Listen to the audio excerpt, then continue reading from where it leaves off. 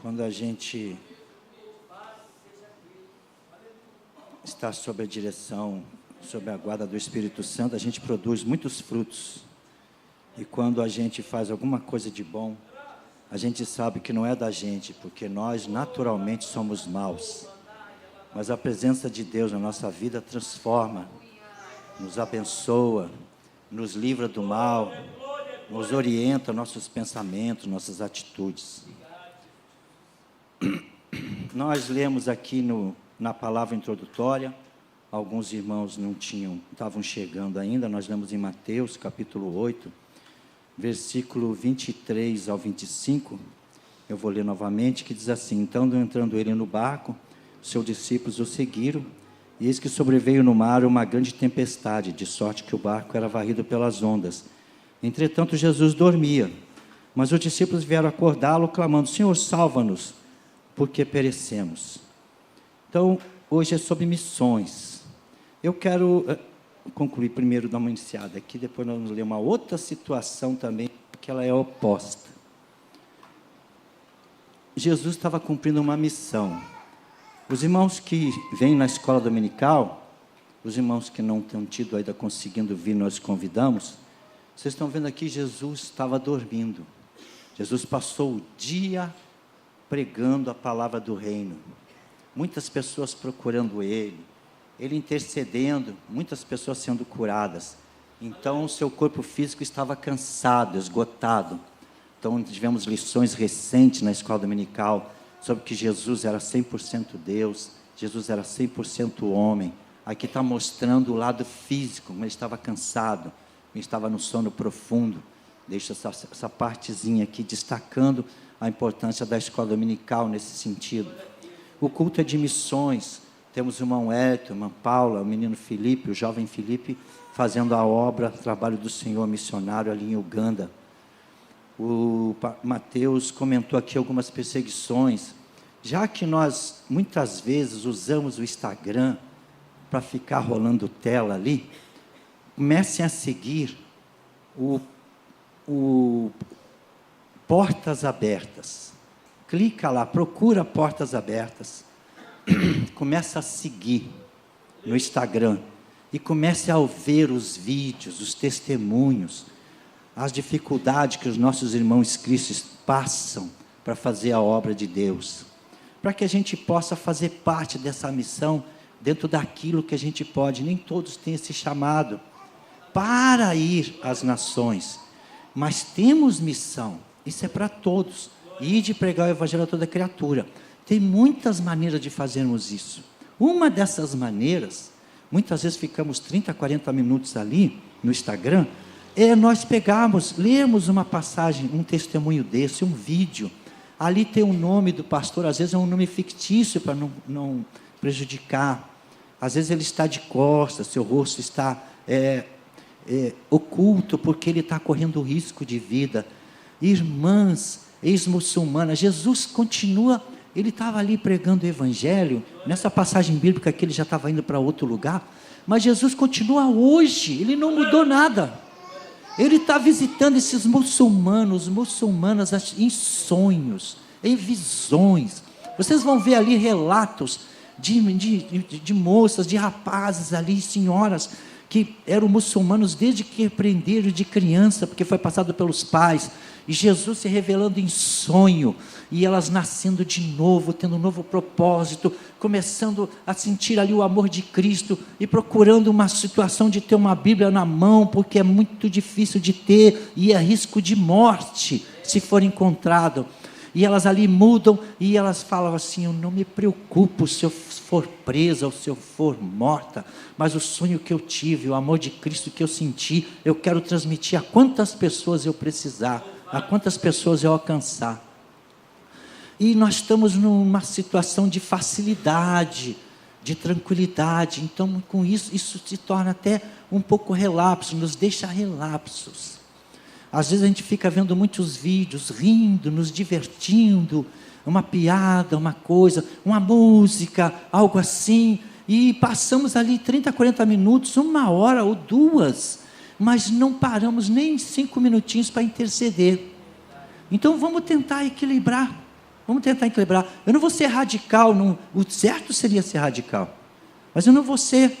Vamos equilibrar. Eu tirei aqui 30 minutos vendo entretenimento, coisas um pouco fúteis. Deixa eu ficar 30 minutos fazendo coisas úteis. Então tem Missão Antioquia, Missão Portas Abertas, e que ali tem muitos relatos dos missionários, do trabalho deles, das perseguições. Houve uma igreja na África subsaariana, no país, eu não lembro agora, em que foram descobrir 3 ou 4 dias depois. Só parece que 3 ou 4 membros da igreja escaparam, o restante foi todo morto. Aí depois de fuzilados, ainda foram decapitados. É um ódio muito grande, uma perseguição muito grande. Então a gente às vezes vai passando o nosso dia a dia reclamando às vezes de uma coisinha que aconteceu de dia, aborrecido, não vou na igreja, Jesus não me ama, por uma coisa bem simples, quando tem coisas gravíssimas acontecendo e as pessoas não abrem mão disso. Então hoje a gente vai descobrir que tem vários tipos de missão. Vários tipos de missão. A missão, igual pastor, o irmão Wellington e a irmã Paula ali, missionários, que foram, missão transculturais, missão internacionais. Sabemos que tem as missões de pessoas que viajam pelo Brasil, pelo próprio país, pelo próprio estado, pela própria cidade, pelos bairros. Mas tem umas missões que a gente são relatadas que a gente não percebe. No nosso trabalho, a gente tem uma missão e a gente não percebe. Vai lá trabalhando, alguns trabalham com 4 colegas, outros com mais, alguns com 40 colegas, outros com 20. E vamos lá e trabalhamos, ocupamos. E muitas vezes chegamos em casa, reclamamos do Alberto, que o Alberto é muito chato, reclamamos do Luiz, que o Luiz não faz o serviço direito, reclamamos do senhor José, que é o nosso chefe, mas não lembramos de interceder por eles, para que eles tenham um encontro com Cristo. Para que talvez ele em casa tenha passando uma dificuldade que a gente não sabe, por isso que ele está assim no trabalho. Quantas oportunidades que nós perdemos de parar um pouquinho, Senhor, abençoa o José, abençoa o trabalho dele, ele está muito nervoso, tranquiliza ele, Senhor. Talvez seja algo na casa dele, visita o lar dele. Olha só como você está fazendo uma missão, e não foi preciso você tomar nenhuma atitude, não foi preciso você estudar nenhum idioma, não foi preciso você estudar missões transculturais, não foi preciso você sair de casa, botar uma mochila nas costas, não foi preciso você dormir ao relento, ou dormir no chão, em cima de um tapete, cheio de mosquito ali, não foi preciso fazer nada no seu trabalho, a qual você está sendo abençoado. Glória a Deus. Você é patrão, você tem seus funcionários, você não gostaria de ver seus funcionários bem? Interceda pelos seus funcionários, para que eles cada dia estejam melhor, para que eles trabalhem melhor. Uma vez conversando com uma pessoa, que ele tinha alguns liderados, ele comentando alguma coisa, e eu falei com ele, olha por eles, abençoa o trabalho dele, abençoa ele, você vai ver que as coisas vão mudar. O trabalho que estava atrasado, que não saía, começa a desenvolver, começa a sair. Ou então a gente não crê na oração, a gente só fala, mas não pratica. Vamos dar uma lida aqui, numa situação um pouco contrária a essa. Vamos lá no Antigo Testamento, nos profetas menores, vamos lá ver Jonas. Jonas capítulo 1, versículo 1 ao 4. Jonas 1, versículo 1 ao 4. E veio a palavra do Senhor a Jonas, filho de Amitai, dizendo: levanta-te, vai à grande cidade de Nínive e clama contra ela, porque a sua malícia subiu até a minha presença. Porém Jonas se levantou para fugir da presença do Senhor para Tarsis. Descendo a Jope, achou um navio que ia para Tarsis, pagou a passagem, desceu para dentro dele, para ir com eles para Tarsis, para longe da presença do Senhor. Mas o Senhor mandou ao mar um grande vento, e fez-se no mar uma forte tempestade, e o navio estava a ponto de quebrar-se. Até aqui. Uma missão. Foi dada uma missão para um profeta do Senhor, para um servo de Deus. Ele tinha que fazer uma missão. Teve muitos motivos, não vamos desfazer dos motivos. O povo sírio era terrível, o povo sírio já tinha produzido muito mal a Israel, tinha matado muita gente, eles eram muito ruins, eles tinham práticas terríveis, rasgavam a barriga das mulheres grávidas, arrancavam os bebês e cortavam e tudo. Então o ódio dele ele era natural. Por isso que ele saiu. Mas ele tinha uma missão para cumprir. Aí entra Jesus ensinando. Aí Pedro pergunta, eu devo perdoar quantas vezes? 7. Estou achando que eu estou abafando, eu vou perdoar alguém 7 vezes, o número perfeito. 7 vezes eu já estou pronto já para ser recebido pelo Senhor. Estou sendo melhor do que qualquer outro, que aí você não perdoa nenhuma vez. Aí Jesus, vocês sabem da passagem bíblica, eu não digo 7, mas 70 vezes 7. Hoje de manhã foi lido na escola dominical, foi lido, se alguém pecar contra ti, vai a ele e perde o perdão. Vocês entenderam o que está dizendo ali? Não fui eu que pequei. Se eu pequei contra o irmão, eu tenho a obrigação de pedir perdão, que foi eu que pequei, não é não? Fui eu que errei, foi eu que tratei o irmão mal. Não é isso que está escrito, não.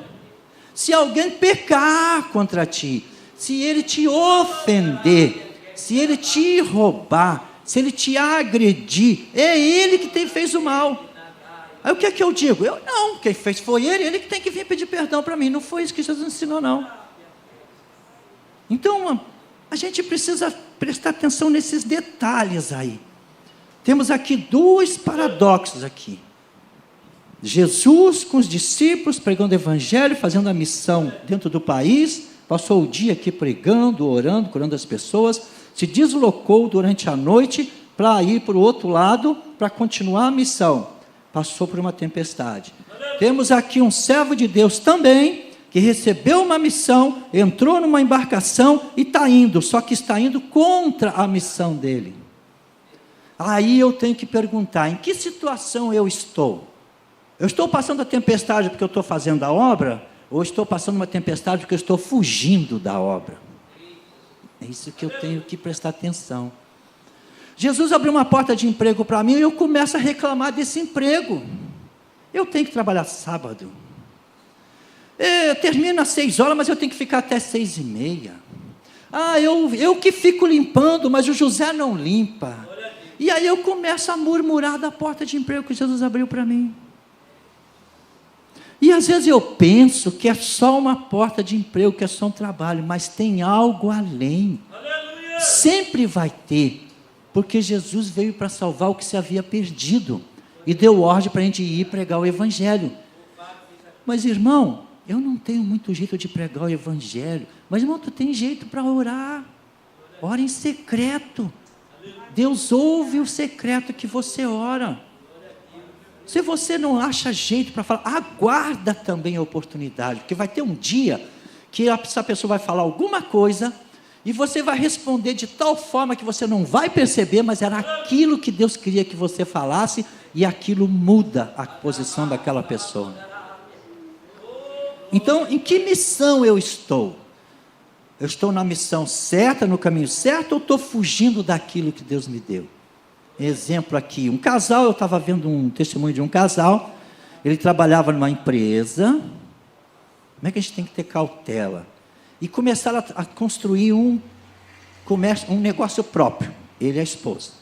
E o negócio estava começando a dar vazão, começando a melhorar, começando a prosperar, que já estava os lucros superando o que ele ganhava no trabalho. Qual é a situação? Vou me dedicar totalmente ao meu negócio e vou sair do meu trabalho. Porque se eu sair do meu trabalho, eu consigo mais tempo para dedicar ao negócio que está prosperando. E aí amanhã de manhã eu vou no meu patrão e vou pedir, vou tentar ver se ele me manda embora, para a gente fazer um acordo, que eu ainda levo algum dinheirinho. Ele foi no patrão, pediu, o patrão deu nega. Não vou mandar você embora não. Aí ele veio, tal. Aí conversando com a esposa, ele lembrou de uma coisinha. Ele não tinha orado. Aí tomou a decisão assim, de espontâneo, vou começar a orar ao Senhor sobre esse sentido. Por quê? A tendência é o quê? Já que eu estou querendo sair, o patrão não quer me mandar embora, eu começo a ficar incomodado e vou começar a fazer raiva no serviço, não fazer o serviço direito. O que o Espírito Santo orientou a ele? Não saia, a porta que eu abri, não feche você. deixa que eu feche quando for a hora. E ele obedeceu. Aí ele começou a se dedicar mais ao trabalho. Alguma coisa que ele fazia normalmente, ele começou a fazer com mais intenso, porque ele lembrou que foi a porta que Jesus abriu. O Espírito Santo queria que ele fosse ali uma pessoa útil. Viu como é que uma missão não é tão difícil? Eu não preciso sair e me preparar tanto para poder caminhar e fazer a missão que o Senhor quer. E ele começou a se dedicar mais, se esforçar mais. O que aconteceu? Ele foi promovido no trabalho dele. Uma coisa somou a outra. Passou-se o tempo e o negócio pessoal? O negócio foi à falência. Não deu mais certo. O que garantiu ele? O emprego que ele pensou que poderia jogar fora. Não bastando isso, passando mais esse tempo, a esposa ficou enferma. E ela teve que passar por cirurgia. Qual foi a proteção dele? O plano de saúde da empresa.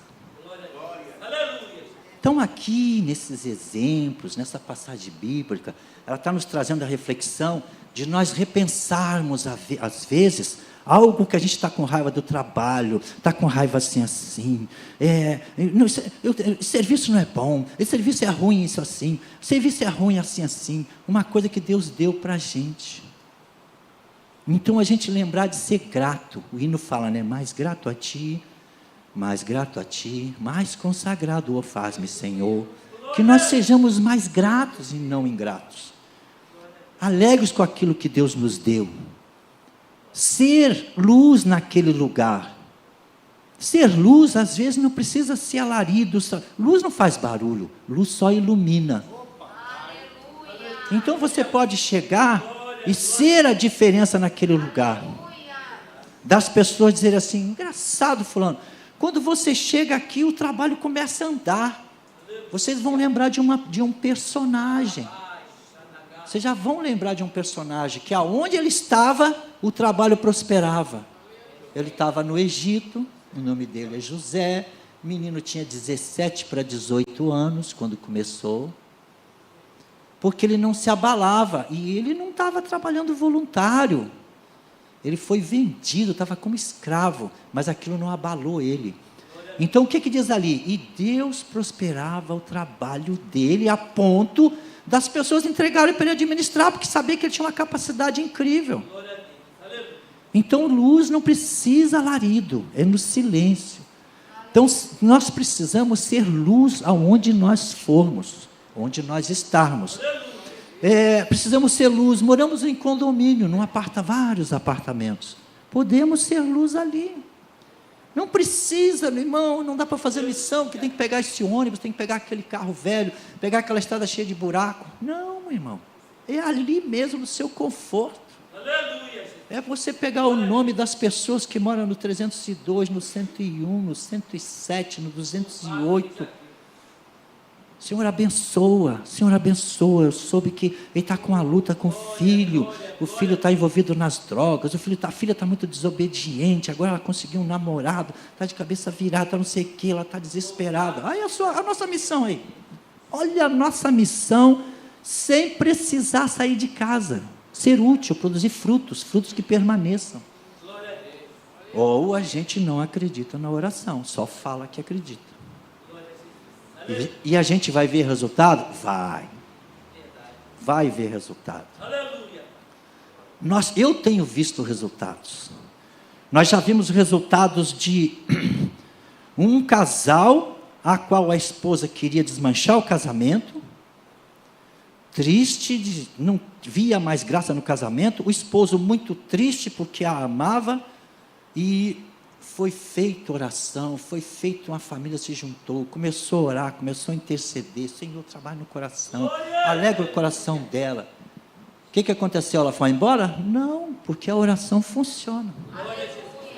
Ela desistiu, continua com o esposo. Pessoas que estavam assim com sintomas de depressão, não se comunicava com o outro, a pessoa percebeu, começou a orar. Qual foi o resultado? A pessoa curou-se daquele mal, já conversa com todo mundo, ali fica conversando, participando, quando a família se reúne e está junto, mas não estava antes. Por quê? Porque a oração funciona. Claro, a gente vai ter lutas, vai ter dificuldades, mas é novidade isso? Jesus falou que estava tudo bem? Ele falou o contrário, ele falou assim: no mundo tereis aflição. Vocês vão ter, que a gente está onde? Está no mundo. Então, se ele falou, vai acontecer. Então não vamos deixar as aflições nos abater. E não, agora, tem dois tipos de aflição. A aflição porque eu estou fazendo o bem, e a aflição porque eu não estou fazendo aquilo que me foi designado. Aí Jonas passou por uma aflição. Os discípulos que estavam com Jesus enfrentaram uma tempestade terrível, ficaram temerosos, mas foram em Jesus, e a tempestade? O mar estava agitado e o mar liso. O outro que estava em desobediência, o mar agitado, e ele teve que fazer o quê? Só tem um jeito de vocês ficar com vida, é vocês me jogando no mar. Há diferença. O pessoal não ia fazer uma coisa dessa, tanto que eles evitaram de fazer. Não vamos fazer uma coisa dessa, não, a gente não vai jogar ninguém no mar, não podemos fazer isso, vamos tentar. E a coisa piorando, alguém falou: cara, não vai ter jeito, tem que jogar esse homem na água. Ele já falou para jogar, não, mas não pode fazer uma coisa dessa, pelo amor de Deus, como é que a gente vai fazer? Um homem inocente, rapaz, vamos ter que fazer. Não teve mais solução, jogaram o homem na água. Depois que jogaram o homem na água, o que aconteceu? O vento parou e o mar ficou quietinho de novo. Duas situações iguais, mas com propostas opostas. Um fazendo a obra, seguindo a missão, e o outro querendo fugir da missão. Qual dessas posições eu vou tomar nessa noite? Vou padecer de qualquer jeito, porque vou ter aflição. Qual vai ser a minha escolha? Vamos plantar para o reino. Se eu tiver que passar pela tempestade, vou passar com Jesus no barco, ele vai me livrar sem precisar ninguém me jogar na água. Não vou precisar fazer uma coisa dessa. E além de ser jogado na água, ainda ficar 3 dias e 3 noites dentro da barriga de um peixe com alga pela cabeça. Não é isso não que está escrito ali? As algas me envolvem a cabeça, todo enrolado ali. Porque não pode ser verdade, porque dentro não tem respiração. Quando Deus faz as coisas, Ele dá a respiração, Ele resolve tudo. Ele resolve tudo, porque Ele tem poder para isso. Então, ficou ali 3 dias e 3 noites, sofrendo sem necessidade, porque queria fugir da missão. E às vezes a minha missão não é distante, não é longe, é dentro da minha casa, minha família. Grupos de WhatsApp, tem lá a família do esposo, a família da esposa, às vezes a família dos cunhados.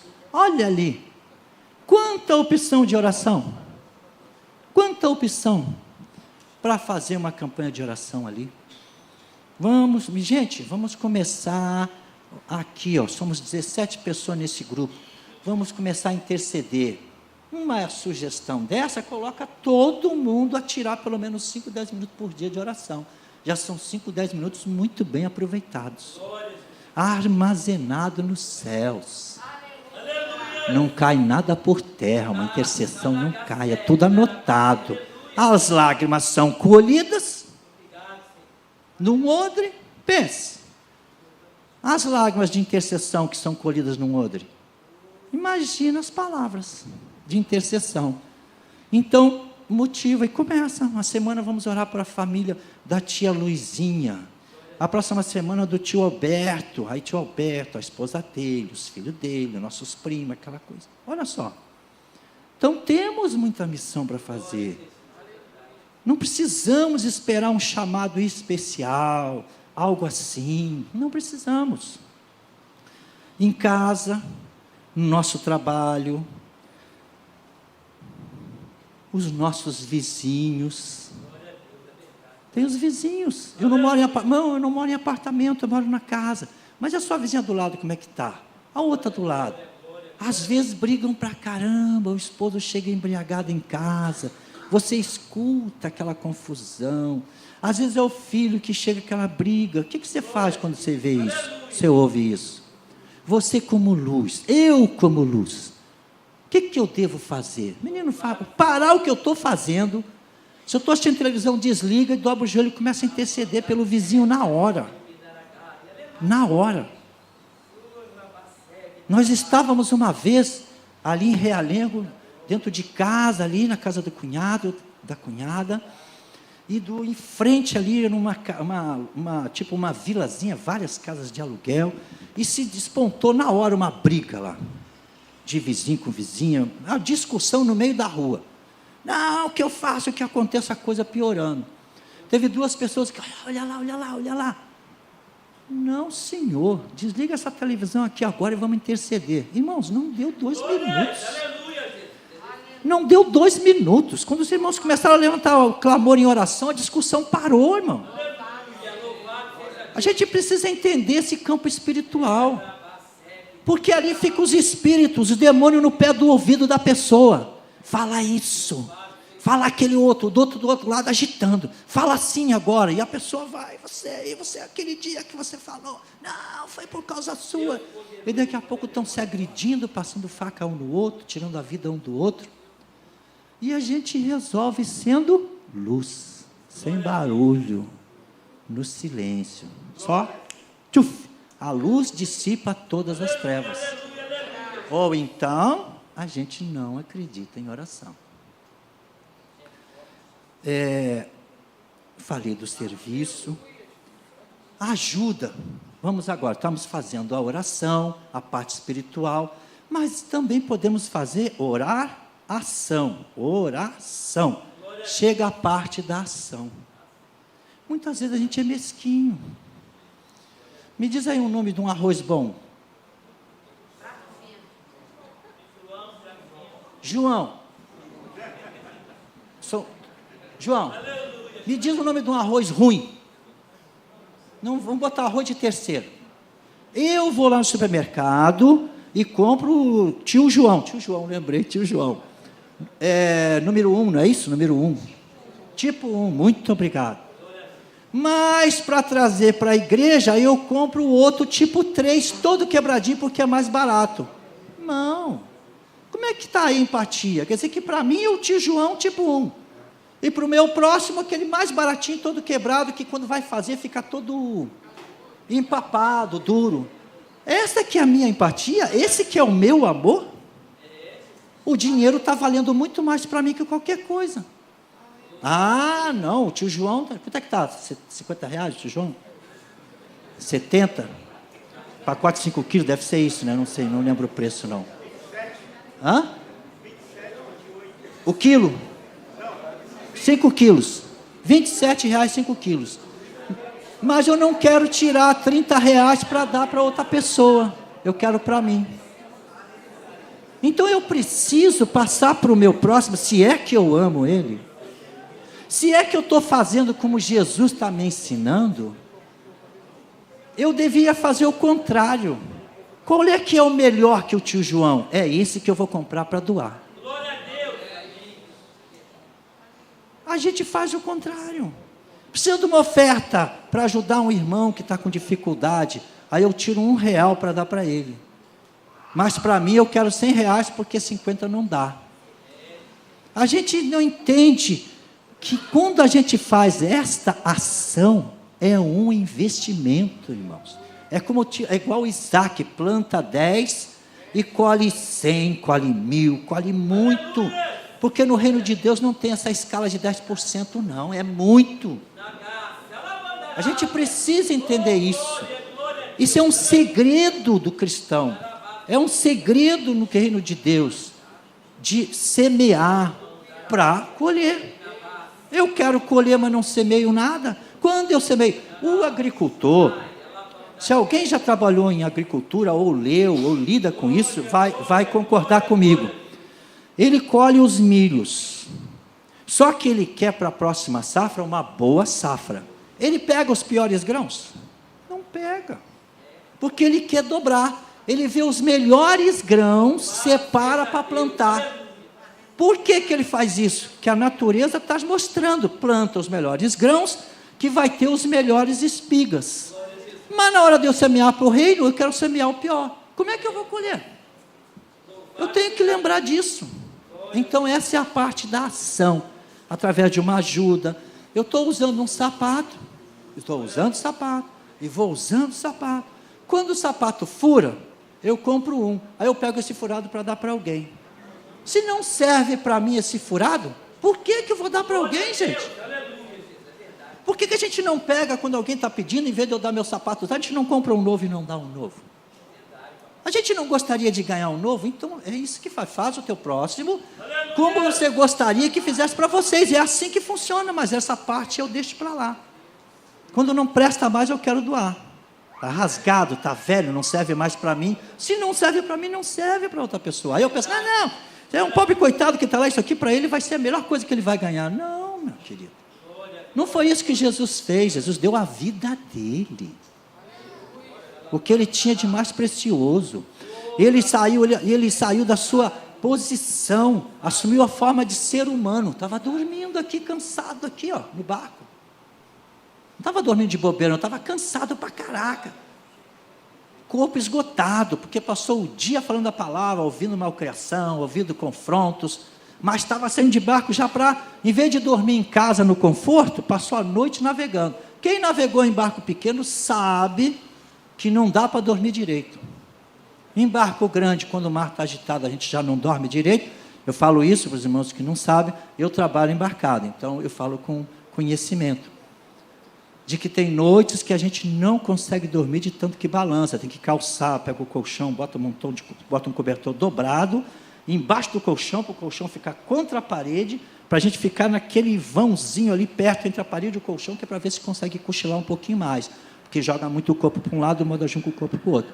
E numa embarcação pequena é pior. Jesus já tinha passado o dia, mas não, passou a noite navegando, que é para no outro dia, quando amanhecesse, ele já estivesse do lado de lá, continuar a obra.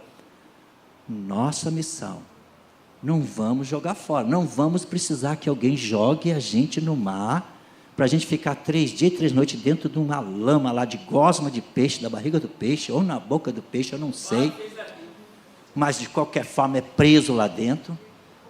Deve ter um trabalho, quando o peixe cuspiu ele, até ele se lavar, tirar aquela gosma todinha, que ele já estava na água, mas deu um trabalho tremendo, aquilo grudou na roupa, cheiro de peixe, desnecessário.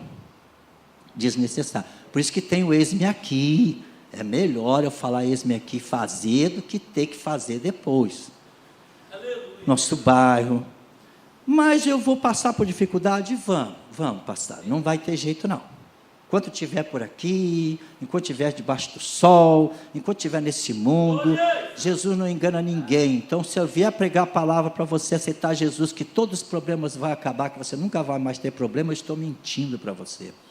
Nós vamos ter problema, mas Jesus agora está no barco. Eu não estou passando mais o problema sozinho. Ele está me ajudando, Ele está renovando as minhas forças como uma águia. Ele está me livrando do laço do passarinheiro e da peste perniciosa. Está me mantendo na luz para eu enxergar onde eu estou pisando, eu não fico. É como a luz da aurora que vai brilhando mais e mais até chegar dia perfeito. Eu não ando mais em trevas. E estou fazendo a obra de Deus. Estou no agrado do Senhor. Mas o que eu preciso? Mas é muito difícil. Jonas tinha uma dificuldade que a gente não tem. Ele tinha uma porção do Espírito Santo sobre ele para fazer essa obra. Nós fomos encharcados do Espírito Santo. Será que a palavra encharcado está certa? Por quê? Porque derramarei do meu Espírito sobre toda a carne. Para derramar, meu amigo, a gente vai ficar ensopado, encharcado. Tinha um pastor, um irmão Paulo César, acho que era um nome bem antigo, que ele falava lavado e enxaguado no sangue de Jesus, ele falava, há muitos anos atrás. Então, a gente tem essa porção, assim, imensurável, não é conta-gota, não é sob medida do Espírito Santo hoje em dia. O irmão está falando aqui do meu trabalho, das coisas que eu faço, se fosse por mim, eu teria perdido minha família, eu não estava com minha esposa, com certeza. Eu não sei se eu estaria empregado. Se tenho a vida que tenho, Se tudo é porque Jesus tem me conduzido, o Espírito Santo sobre minha vida tem me guiado. Porque nós somos normalmente autodestrutivos, nós somos maus, não só com os outros, mas com nós mesmos. Se nós estamos diferentes, é única, exclusivamente pela presença de Jesus na pessoa do Espírito Santo em nossas vidas, que nos transforma. E as misericórdias do Senhor se renovam a cada dia, porque sabemos que somos pecadores. A misericórdia do Senhor são a causa de nós não sermos consumidos. Miserável homens que nós somos, mas Ele está sempre nos guardando, nos renovando, nos abençoando. Nós vamos passar por dificuldade, porque temos outros tipos de naufrágio aqui, na missão, na luta, que foi o nosso apóstolo Paulo. Teve 3 naufrágios, um dele ele passou quase um dia e uma noite no mar. Mas a gente não vê ele falar de sequela, a gente não vê ele falar de que ele ficou com síndrome do pânico por causa disso. Claro que a gente sabe que a gente é humano e ele também é humano. Claro que a apreensão foi muito grande, no meio do mar, na escuridão, mas a gente precisa ver atenção ao milagre. Se hoje em dia, irmãos, existem milhões de embarcações no mundo hoje. Milhões mesmo, não é milhares, não é milhões. E assim mesmo, e temos tecnologia, GPS, satélite, as embarcações têm rádio, quando saem eles comunicam ao centro de controle, onde é que estão indo, qual é o plano deles, qual é o plano de retorno. Os centros de pescadores, a embarcação fulano de tal está saindo, ok, aqui é a embarcação JB3, a minha intenção é de ir na latitude tal, longitude tal, até umas 17 horas, de lá eu pretendo voltar. É necessário dar essa informação, para caso de um acidente, algum infortúnio, receber o socorro. E assim mesmo, quando tem um naufrágio, é muito difícil de encontrar. Agora, imagina no tempo de Paulo, que não tinha sinalização nenhuma, comunicação nenhuma, e os três naufrágios a qual ele passou, ele conseguiu ser resgatado. Então, a gente vai passar por aflição, mas Jesus vai estar sempre conosco. Ele vai estar sempre socorrendo, Ele vai estar sempre enviando os seus anjos, vai sempre enviando alguém. Agora, recentemente mesmo, estava até uma entrevista de um rapaz, que ficou vários dias, acho que mais de mês ele ficou no alto mar. E a embarcação que resgatou ele, os pescadores falam, eu não sei nem por que eu fui para aquela direção, porque aquela lá não é a minha área. A minha área é para cá. Aí eu e fulano fomos para lá, quando a gente foi, viu aquela pessoa lá abanando a mão. Então Jesus manda o socorro. É aquela diferença que eu sempre falo para os irmãos, a diferença entre crer e confiar. Os irmãos que já estão aqui há mais tempo sabem muito bem essa definição, que tem uma diferença se eu creio em Deus ou se eu confio em Deus. Crer em Deus, todo mundo crê. Até os demônios creem e tremem por isso. Mas confiar é outro ponto. É o que eu falo, que é o exemplo que eu dou para os irmãos que são recentes, eu vou repetir. Um equilibrista, na Presidente Vargas, o pessoal estica um arame de aço de um prédio até o outro na Presidente Vargas. Tem ali umas 12 pistas, eu acho, ou 16. E o equilibrista vem com aquela vara muito grande, atravessa, ali embaixo milhares, centenas de pessoas assistindo aquele evento, aquele show, alguém no microfone, agora ele vai atravessar, ele atravessa. Você está crendo que ele é um equilibrista porque ele está passando, você está vendo. Aí ele pega um carrinho de mão e vem com um carrinho de mão, soltou aquela vara enorme, e vem com um carrinho de mão no cabo de aço, atravessa para o lado de cá. Todo mundo não tem dúvida de que ele é um equilibrista. E aí o locutor pergunta, agora o equilibrista quer um voluntário para ficar sentado dentro do carrinho de mão que ele vai atravessar com essa pessoa. Aí a gente não vai. Porque a gente crê que ele é um equilibrista, mas não confia nele que ele vai me transitar com segurança. Essa é a diferença entre crer e confiar em Deus. Confiar em Deus é saber que Ele vai suprir. Se eu tiver com uma determinada, alguém muito poderoso, tiver determinado me matar, alguém muito poderoso construiu uma forca de 20 metros de altura para me matar, e ele planejar aquela noite todinha para quando chegar de manhã executar, Deus vai acordar um rei, vai deixar esse rei sem sono, esse rei vai chamar, não tem o que fazer, chama todo mundo, lê para mim as crônicas do reinado, o que aconteceu, o que não aconteceu, aí vai aparecer o nome daquela pessoa que ia ser executada. Ele fez o benefício para mim? Fez, eu não vou falar o nome não, mas quem lê a palavra já sabe de quem que eu estou falando, não vou nem falar que é no livro de Esther. Aí o homem vem para executar, todo orgulhoso, uma forca de 20 metros, entra aí. 30 minutos depois está ele passeando com um camarada e dizendo assim, a quem o Deus quer honrar, ele faz assim e assim. Esse é o Deus que a pessoa deve confiar, quando não tem mais saída, como não tem mais opção, a gente não enxerga a solução, ele cria a resposta na hora. E isso é a diferença de crer e confiar em Deus. É quando não tem mais. Se você vai olhar, você vai ver o seu trabalho, você vai ver seu patrão, você vai ver seu colega de trabalho, que ele é uma pessoa muito difícil de lidar, uma pessoa impossível, não tem mais jeito para essa pessoa aí. Mas com Jesus ele dá jeito. Então é a hora da gente confiar naquilo que a gente aprende, botar em prática. Então aqui eu estou vendo, e nós estamos vendo uns aos outros vários missionários. Eu posso ser útil no reino de Deus, e não é difícil, não preciso sair de casa, não preciso mudar minha rotina, do meu trabalho para casa, cada trabalho, basta eu mudar a minha posição, o meu posicionamento, em vez de reclamar, começar a agradecer, ver os problemas, começar a interceder. Pô, mas eu já dei a sugestão para o meu chefe para ele fazer isso, mas ele falou, ele é radical, falou que não. E é o melhor, a empresa vai ganhar, a gente vai ganhar. Ele não quis, não tem problema, fala com Jesus.